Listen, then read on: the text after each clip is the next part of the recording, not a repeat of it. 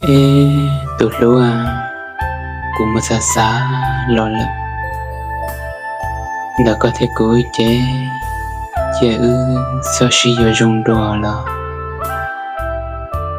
Vì có thể cú ư sao kể lú nửa lâu hành.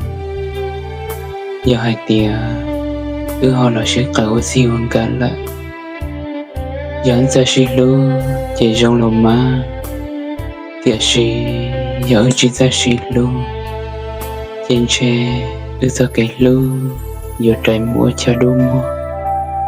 Ôi cha xin dâu trấu xưa. Chị thằng đã ư sao kể lú.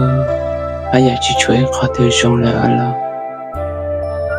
Để chị ư uống có món thằng nụ. Chỉ lo chỉ xa xưa thì lý muốn nông nghỉ. Hay sao khỏi nhà theo lũ có chế. Cứ dưng nhà theo lũ có liều. Tiệt sĩ vì có thể cụ ư. Chẳng uống có uống rau sư. Ư tôi chỉ chúa xin cả xưa là. Ê giờ ư chạy lo xí tao. Thế ê chỗ ư bút ra xí lũ. Con là chỉ xa ưu cụ là ưu chỉ tao cơ. Trên chê ưu lũ này hay nhận lưu xe chăn nọ. Chế ưu sụ sao chỉ dỗ rung đùa. Ê có mù cơ ê chế cũng mù cụ. Ê chế ưu uống cơ món thảo nông. Xí lũ xí ba.